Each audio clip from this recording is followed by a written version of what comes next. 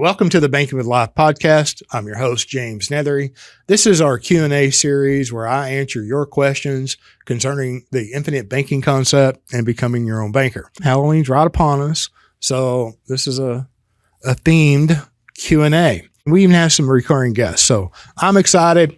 Looking forward to having fun and answering your questions.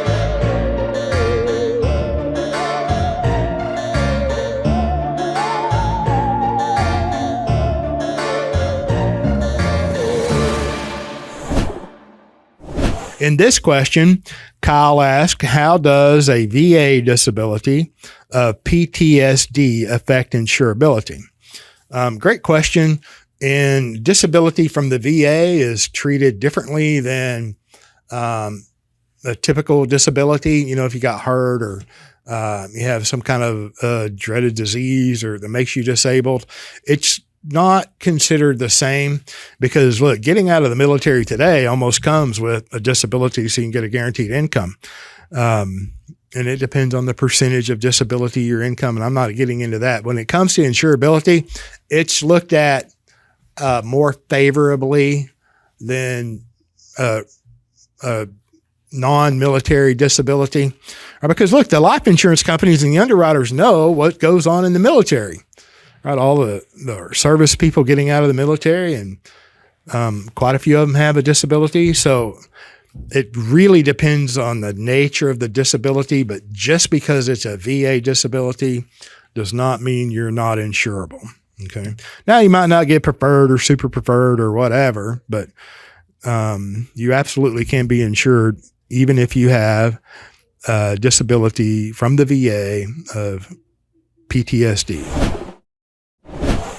And then the next question is, how does TRT, testosterone replacement therapy for low T effect, how does that affect insurability or ratings?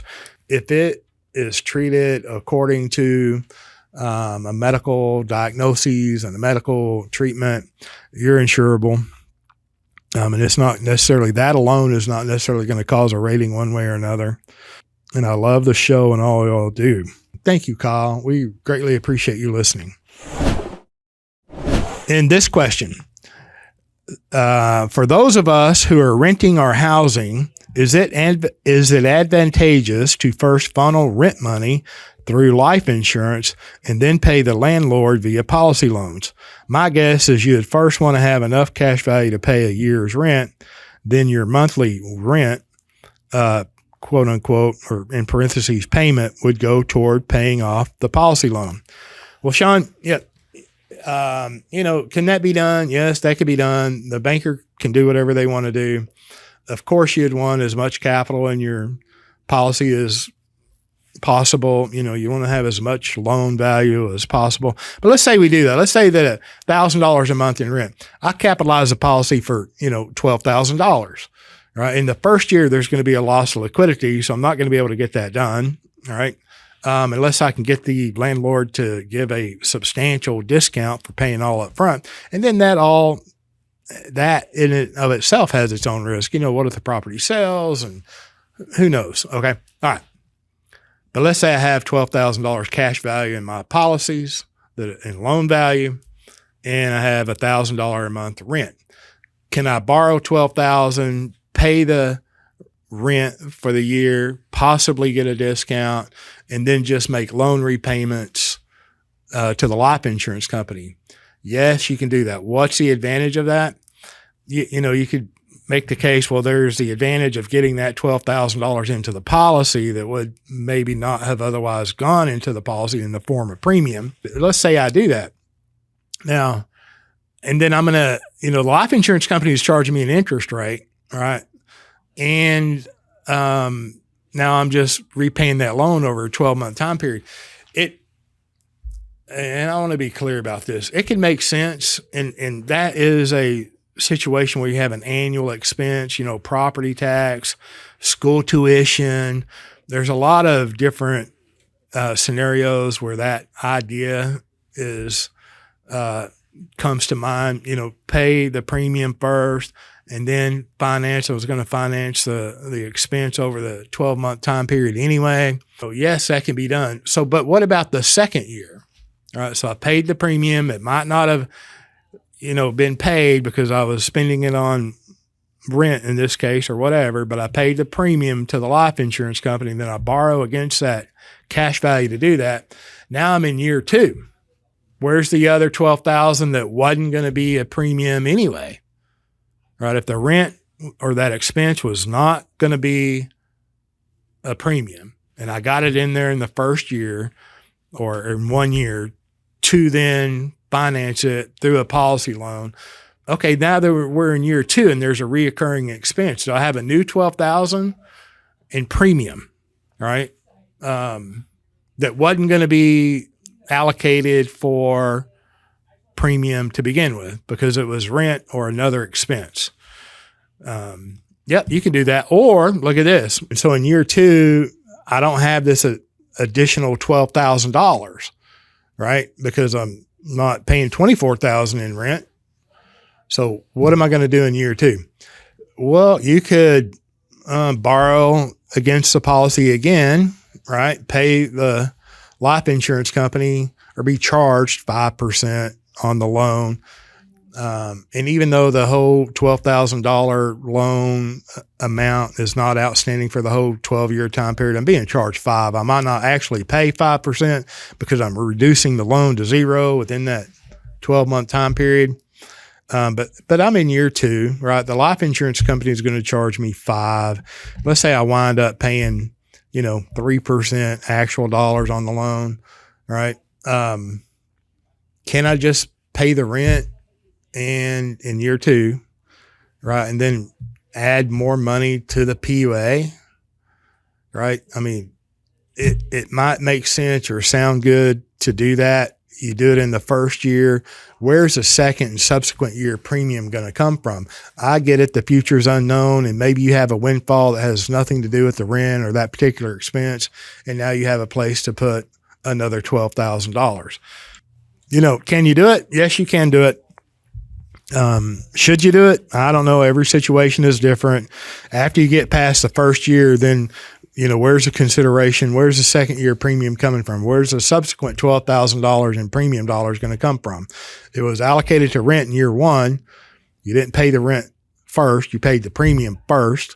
Now you have cash value that if it's in the first year of a policy, you can't even borrow the whole $12,000 in premium, right? Because there's not $12,000 in cash value. Okay.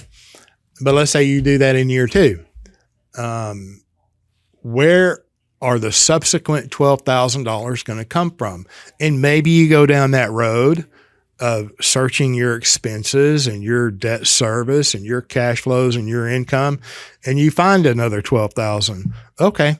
Well, I assure you this, that once you become your own banker, once you put your hand to the plow, once you pay a life insurance premium, your mind automatically thinks in these terms.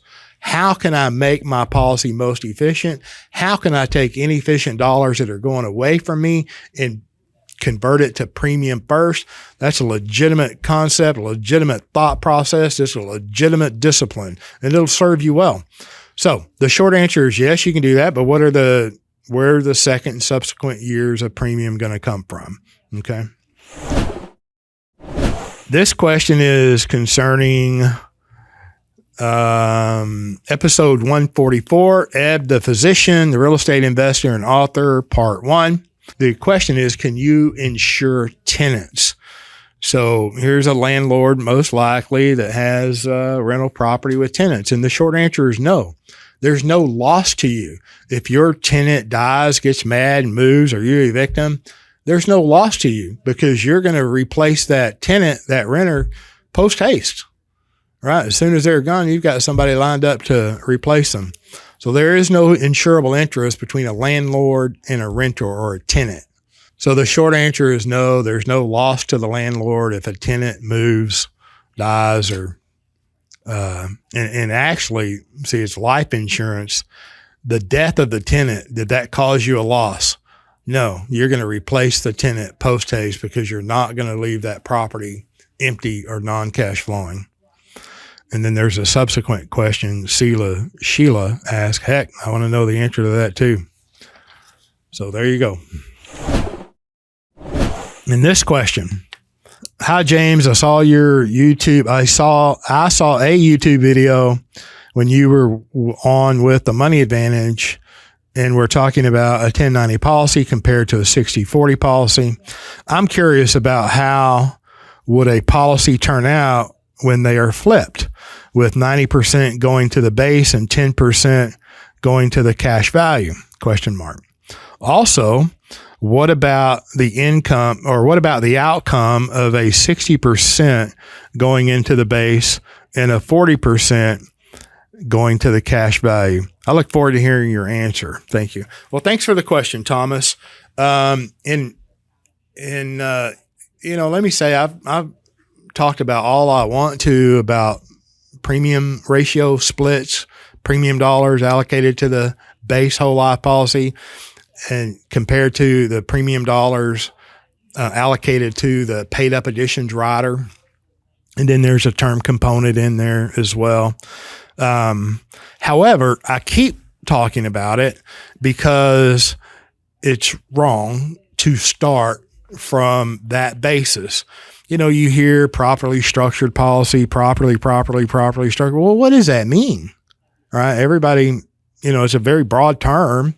And I spoke about this in a client-only event that we just had in October 2022. Of course, it's client-only, and that content will be made available to our clients only. But I talked about that. It wasn't my whole talk, but the connection was made to Nelson's work. What did Nelson do in becoming your own banker? Is there anywhere in the book that he says, a base should be this amount and a PUA should be that amount, right? He didn't start there. And a properly designed policy for an individual should not begin from that basis. It should begin from your individual, your personal cash flows, your income, your expenses, your net worth, your debt service, and then your current financial position. And then that should also be considered with your personal financial needs. Do you have a family? Do you have young children? Do you have minor children? Do you have special needs children? Is everybody healthy? Right. And then duration. And this is always left out, or it's rarely considered. I don't see it where it's considered typically. The duration, if you're 20, your time period, your life expectancy is much longer than a guy that's 50. And it's even longer than a guy who's 70. And the lady who is 60, her life expectancy is theoretically longer than the gentleman that's age 60. And so my point here is duration matters, right? So your personal financial position, where you're at right now, what you're trying to do, what you're actually doing, your duration, how much income do you have, how much money can you save, how much money can be allocated toward a premium without, right, going to get a HELOC, or without doing some esoteric, additional thing to create premium dollars. And I'm not saying that you can't go get a HELOC and use a HELOC. I'm not saying that, but where should a properly designed policy, where should that begin? What is the basis of that structure, right? Well, your financial position, your current position, your future expected position, and I know the future is unknown, and your duration. That is how, from that information, is how you design a properly designed policy. Now, specifically talking or answering your question on a 90-10, 90% to the PUA, 10% to the base, if you flip those and had 90% to the base and 10% to the PUA, depends on your duration, how old you are, right? And then the premium amount. You're going to wind up with a higher cash value in the early years, no question, on a 90% PUA versus a 10% PUA, right? And actually you'll wind up with a higher cash value over the whole duration. Okay. If you have 90% to the base, 10% to the PUA compared to 10% to the base, 90% to the PUA. All right. But what happens in the future on those policies that you have a huge PUA? You can say, well, nothing. The illustration says everything's going to be great. Yeah. That illustration is a snapshot, a point in time right then when it's printed. And as soon as that illustration is printed, it's wrong. Okay. So there's a lot of things that happen in the future. Some you know, and most you don't know. But when it comes to policy structure, it's pretty it's an educated, I don't even want to say an educated guess. You add fragility to a policy with the more PUA you add and the more term riders that you add. So, but what happens strictly on a 90-10, 10% to the base compared to a 90% base and a 10% PUA, you're going to have more cash value on that higher PUA amount. All right. And comparatively. Now, if you look at a 60-40, a 50-50, or an 80-20, it really depends on your duration, the amount of premium that you're paying. And then, can you even pay a long premium? Can you pay 30 years of premium on a 90-10 policy? Yeah, maybe not. And then the more you vary, the more you vary your premium up and down, the more fragility is added. So I hope that answers your question. The right ratio is for an individual depends on the individual and those circumstances. Then the companies are all a little bit different. Their products are a little bit different.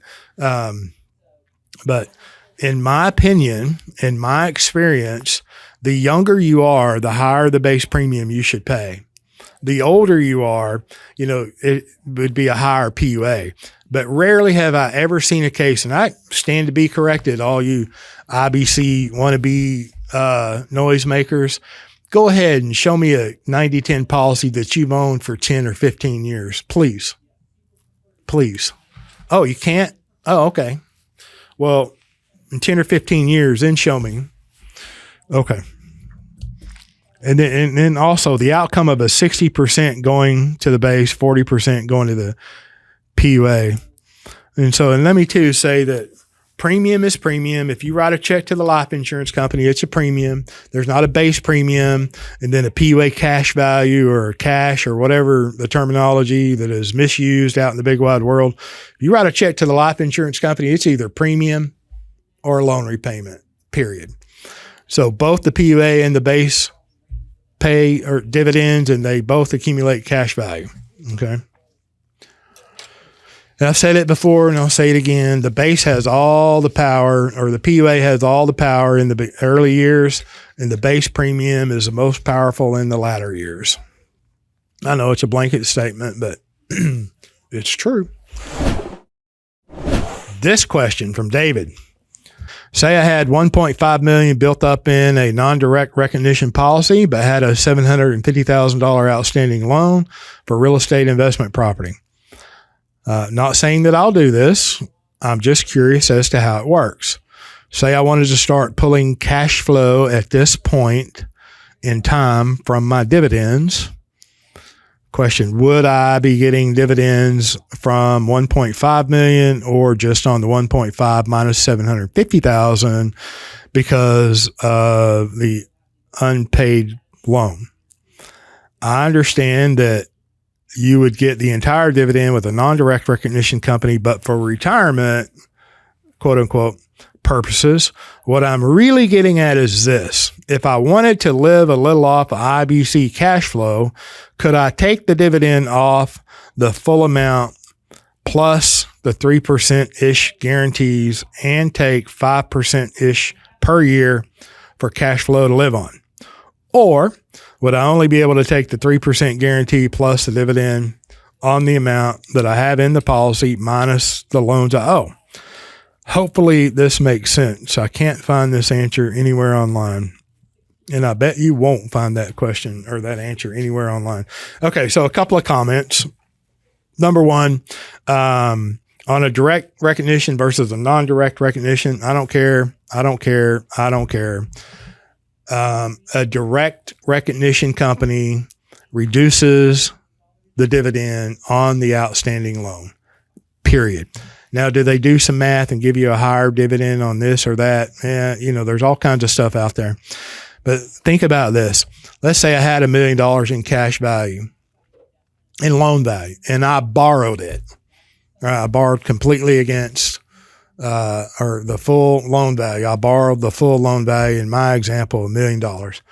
Is that direct recognition company going to raise the dividend on that $1 million? And now I'm going to get a higher dividend because I have an outstanding loan versus a dividend without any outstanding loan? All right, imagination, reason, logic, and prophecy. Can't we just logically get to the answer of, yeah, that makes no sense, right? Of course it doesn't. Okay. Now, does that mean that every direct recognition company is bad or you shouldn't have it? I'm not saying that. But in your example, if you have 50% of your cash values collateralized in outstanding loans with a direct recognition company, you're going to have a lesser dividend than otherwise not having an outstanding loan.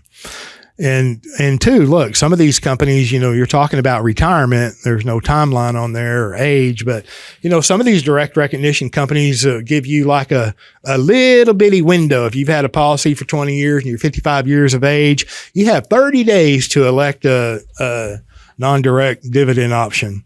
Or they, act like a loan in retirement, or they become a non-direct recognition loan in retirement. So there's all kinds of things that go on out there. But if I'm going to finance, if I'm going to practice this idea of banking between now and retirement, do I want a dividend whether there's an outstanding loan or not? And the short answer is yes. It's becoming your own banker. That implies that I'm going to be my own banker and that I'm going to finance things with life insurance policy loans that I was going to finance anyway. And if I'm 10, 15, 20 years away from this quote unquote retirement, I want a non-direct recognition company. And look, as a disclaimer or a side note, I own direct recognition policies and I have outstanding loans on them. Okay. But more about that later. Okay. What I'm really getting at, if I wanted to live a little off of the IBC cash flow, could I take the dividend off the full amount? There's a couple of things. Look, you have dividend elections. There's 5 or 6 with every company. I can have the dividend paid to cash, PUA, which is where it should be.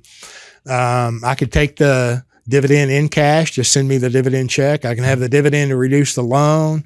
I can have the dividend to reduce the premium. I can have the dividend to remain at the company at interest. So there's things that you can do. So you can take dividend income. There's no question. In my opinion, generally, the dividend should be applied always to the PUA. And then if you make withdrawals or loans, you're just withdrawing, from the PUA, or you're borrowing against the whole cash value there.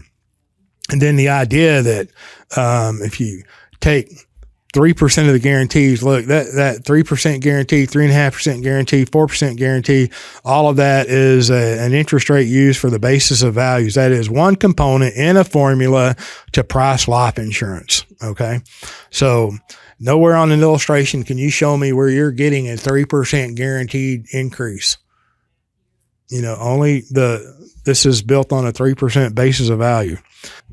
Let me say this. The accumulation in a life insurance policy comes from 2 parts. Number one, you're paying a premium. Okay. Number one, but the 2 parts are the guaranteed increase in cash value. The cash value must equal the face amount at age 120, period, by contract, by structure. And the basis of value that is used with each policy is going to produce either a lower cash value or a higher death benefit in the early years. Right. The cash value and death benefit equal at age 120. And then the dividend is not guaranteed. So the 2 primary components of the increase in value of a life insurance policy is a guaranteed increase in cash value and the non-guaranteed dividend. The combination of those 2, we can all calculate an internal rate of return depending on the timeline. Right. And then if I can do that, and I can, and you can too, I can calculate internal rate of return on a cash value, even though my premiums are, X, and maybe I have withdrawals, in addition over this time period, or maybe I even have loans, right? Now, I can calculate an internal rate of return with life insurance policy or a portfolio of policies. And with that internal rate of return, because they're unequal cash flows, right? I might have a real estate portfolio that, has its own expenses. I'm paying taxes, insurance, property maintenance, and I have an income of rental cash flow, right? And I may have management. I can calculate an internal rate of return over any time period. Right? And I can have a bond portfolio. I could have junk bonds, high grade corporate bonds, high grade government bonds, and all durations are different, right? And then the par is different, right? The rate on the bond is different, but I have a portfolio and they're all different, right? But I can create or calculate an internal rate of return on that bond portfolio. And I can do it on the real estate portfolio. I can do it on the life insurance portfolio. I can do it on any asset that I have. Now, if we can calculate an internal rate of return on these portfolios, then I can compare internal rate of return to internal rate of return, even though the inflows, outflows, cash flows are different. And then too, I'm going to revert back to my talk that I delivered in the client only event of October 2022.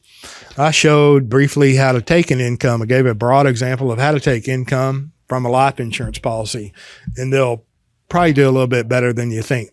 Okay. If you're paying, on a well-designed, properly designed, professionally designed life insurance policy that meets your needs with where you're at, where you're going, your duration, they'll produce, or they have the ability to produce, a beautiful income.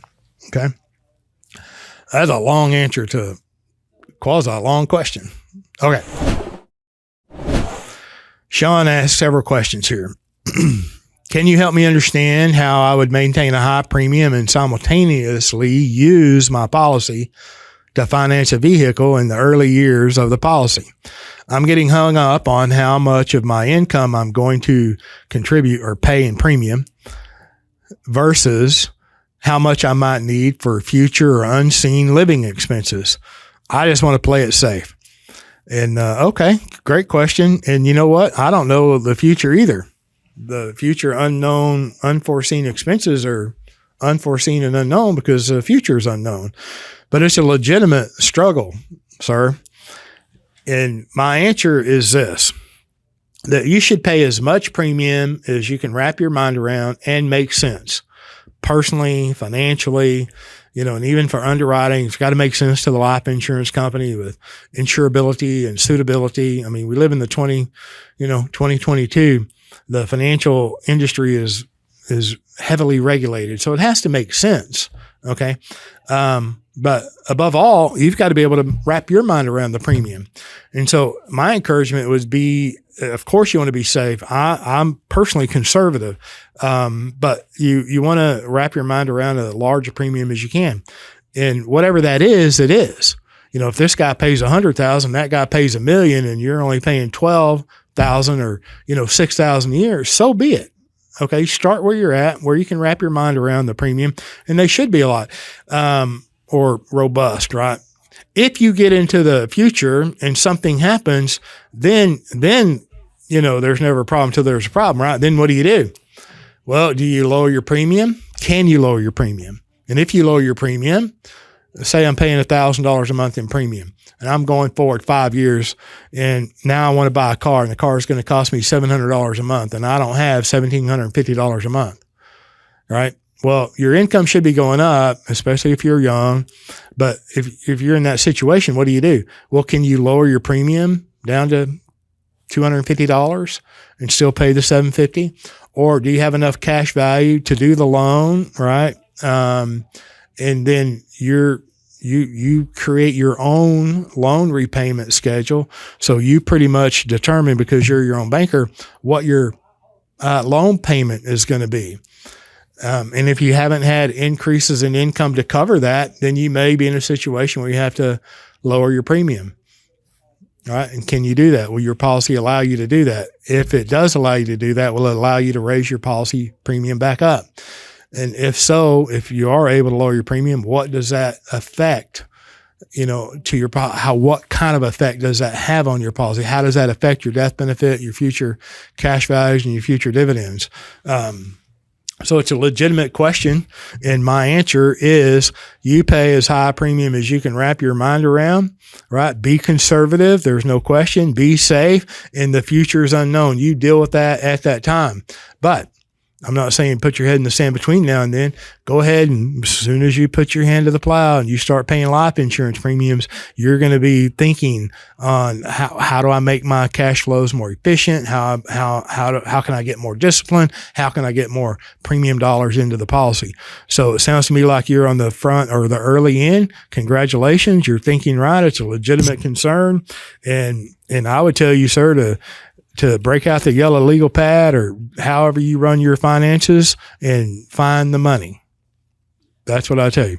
Worst case scenario, you have to reduce your premium, right? Or borrow against your policy and pay premium for a time period. I mean, there's lots of different things that can be done, but you, above all, you, the policy owner, should know what you can do or not do with your policy. The riders, the PUA, can you go up? Can you go down? What is the effect if you change that PUA payment? Okay. And then he goes on, it's crossed his mind that he might want to become eventually an agent to share this idea with the people that he loves.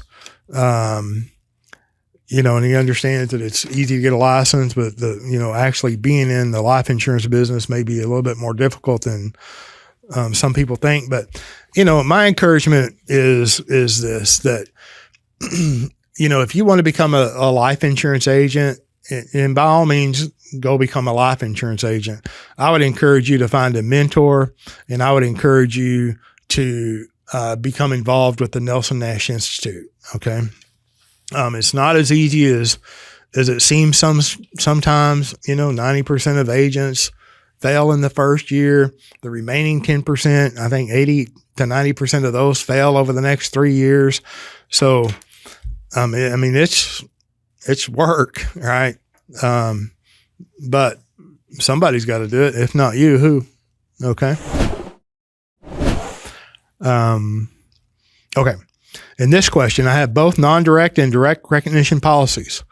Given the way the dividend is calculated on the different types of policies, direct versus non-direct, I was wondering if James would be willing to provide some thoughts and considerations he would consider regarding when to utilize a direct recognition cash value of a policy versus a non-direct recognition of another, assuming that he owned both types. Yes, I do own both types. And since I own both types and, I'm personally continuing to buy life insurance, I like owning life insurance. I like paying a premium. I love the ability to create the banking function in my life. So I do own both. And since I own them both, I embrace them. To me, it wasn't worth replacing personally the direct recognition policies that I own. And like I said, continue to pay substantial premiums to those and have done so over the last 15, 16 years. I don't give a preference, right? I don't treat mine with preference. If I'm going to finance something, I'm going to use the direct and the non-direct, and I don't care. Okay. We own several policies with all of the different life insurance companies that we represent. It's our pool of money. Some pay a really good dividend, others, a fair dividend, and then others don't pay a dividend. And then you got the direct recognition company that, doesn't pay a full dividend on an outstanding loan. I don't care. Okay. Now, if I were to start all over, right, because those were the first 5 policies that we bought were direct recognition companies, I wouldn't have bought them. I would not have purchased them, but I didn't know. But like I said, going forward, I've had the opportunity to replace them if I wanted to, and I don't want to. I would just as soon continue to expand my system. All right. Mathematically, would I come out maybe ahead if I did replace them early on? Over what time period? And now since the 7702 has come into effect, January 1 of 2022, the Internal Revenue Code section 7702 today compared to pre-2022, the death benefits, like if I paid a $10,000 premium today on a policy, I'm going to wind up with much less death benefit compared to buying a $10,000 premium policy before 7702 changes, right? And so if anyone were to exchange currently, replace, older policies with direct recognition companies, that is not the sole reason to replace a policy, in my opinion. But if that were to be done, you're going to wind up with less death benefit comparatively. Now, there are things that you can do. You can put term riders on the new policy and make up for that. But I hope that answers your question. It's a great question, Michael. I appreciate you greatly for listening. You're a stellar young man, and I know you're getting it done, and I know you asked that question for these listeners. So thank you. And this question, Paul, here's an email question. My heart kind of goes out to this guy somewhat. It's kind of a long question, and he's very nice. He says he just discovered the podcast, started watching all of them. He currently has 4 infinite banking type policies that he has funded for over a year now. And he's listening to the podcast, and he's looking for a particular podcast that may teach or explain how this additional interest is paid into a policy. And I think that's page 58, and becoming your own banker interest. What we call additional interest to a policy is really premium to the life insurance company. It's interest. What we're calling interest is our deal, and it's more capital to your system, right? But that's what his question, it's kind of a long question. But he's like, he can't figure out from Nelson's book, Becoming Your Own Banker. Oh yeah, page 58. He discusses paying back the loan with greater interest rate than the loan rate to get more, premium into the policy. He understands it's a policy. He understands that, and he would like to do it, but he doesn't understand the mechanics of how to do it actually. And then he goes on to explain, if I borrow and I pay back 5, well, I think you've got it. And I answered this email directly, but Paul, you have it. Your policy won't allow you to pay additional unscheduled PUA payments. And if you did, you're going to have to go through underwriting. Oh, they didn't tell you that though, right? They use the infinite banking concept, right? They use IBC. They talk about Nelson and all day long, but then they can't show you how to do that. I'm shocked. So, but you'll be fine. And I actually gave him the answer, what he might consider doing. There are ways you can manage that. Okay. So what? You can't get additional premium into your life insurance policy, but you want to pay additional interest, quote unquote, into your system. There's a way to do that. And maybe it's a segregated checking account, right? Which there's more content out there on that, but that would be a solution. And then, if you did that segregated checking account winds up with a bunch of money that you couldn't get into your existing policies without going through underwriting or any other method. Maybe it's time to expand. Maybe it's not, but maybe it is. All right. That's a reoccurring event where I'm accumulating a lot of money in a side account that's within my banking system, and all my policies are full and I can't repay loans. It might be a natural signal to expand. Okay. What a concept. Oh my gosh, did I mention natural? Yeah, that's really, look, the infinite banking concept is really, the human action at the you and me level. It is a natural way to handle and interact with one's finances. It's a beautiful thing. Okay. But thank you for listening, Paul. Keep listening, sir. Okay. Now this is a question, and I've had several of these on Facebook, email, on YouTube. And this is a question. This one is on part 2 of As Samlowski, the physician, the real estate investor, and the author, part 2, episode number 145. The question is, where's the link to the book he wrote? I don't have a link because I don't know that you can buy it online yet. If you want the book that Ab offered in part 1 and part 2 of As Samlowski, he wrote a chapter in a book. He's currently writing a book. And in the episode, he said, James, just have him call your office. And well, he has not brought me books yet. So I'm throwing Eb under the bus. I don't have any of those books in my office, but I'm supposed to have a stock within a week. And if I get them and you want the book that he offered for free, you call my office or email me. When I have them, I will ship them out. That's all I need is, I think you got to pay for shipping, and I need a place to email it. It's a hard copy book, maybe paperback, but as far as I know, the book's not available via a link as far as the download, and it's not in the store because I don't have any. So I hope that answers your question. It's your move, bro. You're a listener. I appreciate you, sir. Okay. So if you want Eb's book, let me know and I'll supply them whenever I have a stock. Okay. Look, I have a special guest on today. He's a reoccurring guest. He's an IBC noisemaker. I appreciate reoccurring guests and all their contributions. Okay. He didn't have a question, but he had a statement. And the statement is on the Great Utopian Delusion, episode 136 with Dr. Paul Cleveland, PhD, Birmingham Southern, Texas A&M. Yeah, okay.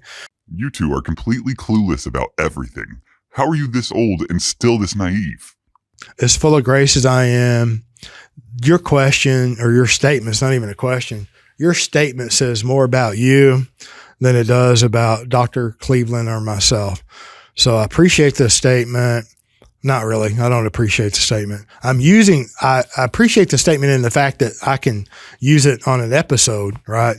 And you're a perfect representation of people who ask this kind of, or make these kinds of statements.